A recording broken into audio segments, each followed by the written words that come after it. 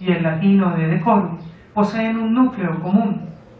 Las dos tienen que ver con cómo conducirse en asuntos prácticos, aunque el decorum está, por supuesto, más ligado al discurso público, en el sentido de que quien tiene decorum no solo sabe qué curso de acción adoptar él mismo, sino también cómo convencer a otros sobre la conveniencia de adoptarlo.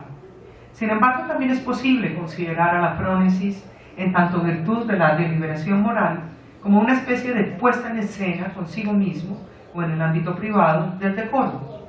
Quien delibera, en efecto, escoge los argumentos adecuados para persuadirse a sí mismo del actuar moral. Luego, frónesis y decorum parecen estar íntimamente unidas en virtud de la necesaria interacción entre la deliberación moral y el discurso argumentativo. Segundo punto, tipo de verdad de retórica y hermenéutica, lo verosímil o plausible. En Retórica, Hermenéutica y Crítica de la Ideología, Gadamer nos dice que la retórica propende por un concepto de lo verdadero como verosímil o plausible, concepto análogo al que desea recuperar la hermenéutica, abro comillas. Dice Gadamer, ¿dónde insertar la reflexión teórica sobre la comprensión, sino en la retórica, que es desde la más antigua tradición el único abogado de un concepto de verdad que defiende lo plausibles, eleicos y lo evidente a la razón común, contra las pretensiones de la demostración y certeza de la ciencia? Convencer y persuadir sin posibilidad de una demostración es la meta y pauta de la comprensión y la interpretación, no menos que de la retórica y la oratoria. Cierro comillas. Así como la retórica, la hermenéutica propende por un tipo de verdad que escapa a la demostración y certeza de la ciencia moderna. En efecto, la retórica busca persuadir de aquellas cosas para las que no hay demostración alguna. Este es el caso paradigmático de la retórica forense, en la cual no se conocen con certeza los hechos que se desean juzgar, y en consecuencia el orador debe hacer que su causa o la de su cliente sean lo más verosímil posible para el juez o jurado presente. El testimonio de Gadamer es pues exacto. La retórica, según Aristóteles, es el arte de buscar los medios de persuasión más pertinentes para cada caso, y su unidad mínima es el silogismo o razonamiento retórico, el entimema, cuyas premisas son verosímiles o plausibles y versan sobre temas que atañen a la deliberación práctica pública. La diferencia entre el entimema y el silogismo dialéctico para Aristóteles se funda tan solo en su función. El entimema trata las cosas de las que naturalmente deseamos persuadir a otros en el ámbito de la ética y la política. El silogismo dialéctico puede en cambio ser puramente teórico.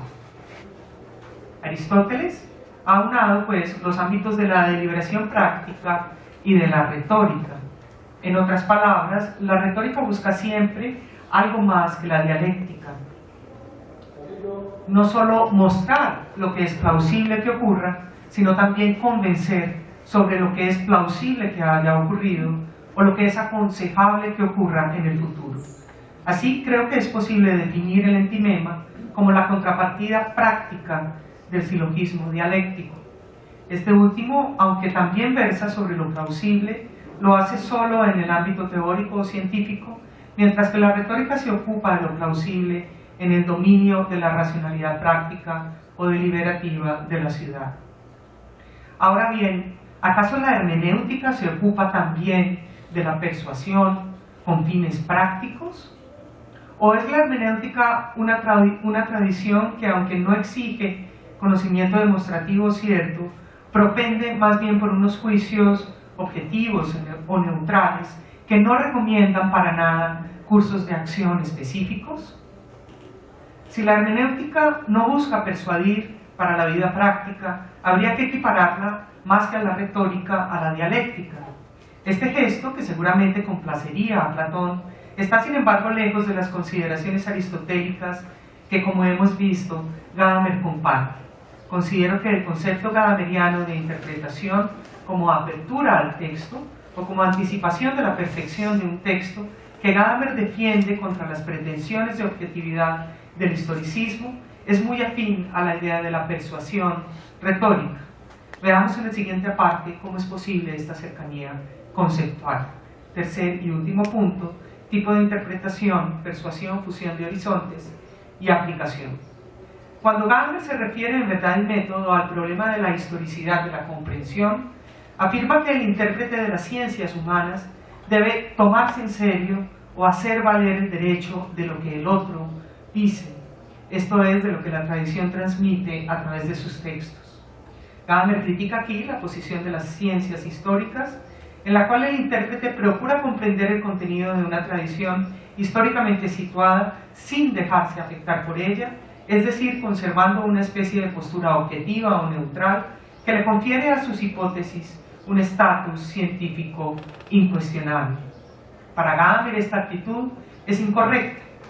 Una genuina comprensión de la tradición solo es posible cuando se realiza lo contrario, cuando uno, abro comillas, se entiende con la tradición y en ella, cuando uno se pone en situación de un posible consenso, cuando esta tradición le afecta. En últimas, cuando al texto que se intenta comprender se le respeta, según Gadamer, su pretensión de verdad. En mi opinión puede decirse que el tipo de interpretación que Gadamer propone para las ciencias humanas es aquella en la que uno está dispuesto a dejarse persuadir por el texto y la tradición que éste representa. Pero este dejarse persuadir no debe confundirse con un dejarse manipular. Lo que propone Gadamer no es que el intérprete adopte una actitud crédula ante la tradición que estudia.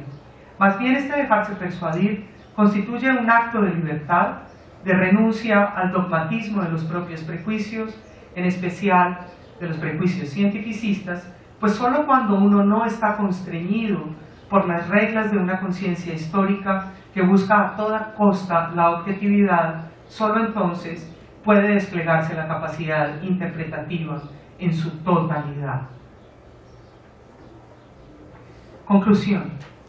Quisiera concluir con una breve evaluación de la conexión planteada por Gadamer entre hermenéutica y retórica. A mi modo de ver, la hermenéutica gadameriana es una de las pocas reflexiones científicas y prácticas que se conservan hoy en día en la filosofía contemporánea, en línea con el espíritu de la tradición retórica, pues entiende que la esfera de la comprensión y del lenguaje es inseparable de la persuasión. La crítica de Gadamer, en Verdad y Método, a la pretensión de objetividad científica sostenida por unas ciencias humanas no conscientes de su propio quehacer, puede ser entendida como una crítica a la idea de un lenguaje no retórico y de una interpretación purgada de cualquier elemento y función persuasivas. Así creo que a pesar del olvido en el que cayó la retórica en la modernidad con el advenimiento de las ciencias exactas, su influencia ha logrado mantenerse en la reflexión de la teoría hermenéutica contemporánea. Sin duda Gadamer acierta de manera esencial al afirmar que la contrapartida de la retórica como facultad de persuadir a través del lenguaje es esta hermenéutica como facultad de interpretar y ser genuinamente persuadido en la lingüisticidad de la experiencia humana. Muchas gracias.